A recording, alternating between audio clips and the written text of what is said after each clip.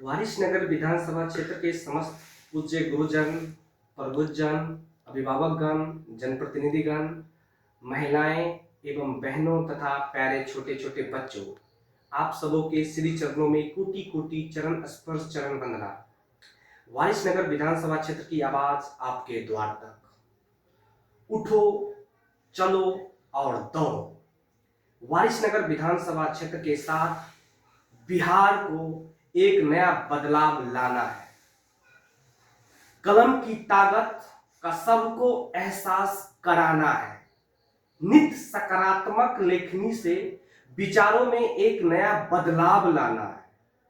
जाति धर्म का भेद मिटाकर पूरे क्षेत्र का निर्माण करना है।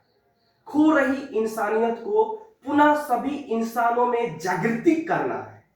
एकजुट हो सब बड़े संग साथ एक ऐसी कड़ी को निर्दिष्ट करना है।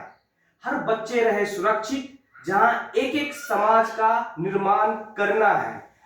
आप और मैं मिलकर बन जाए हम।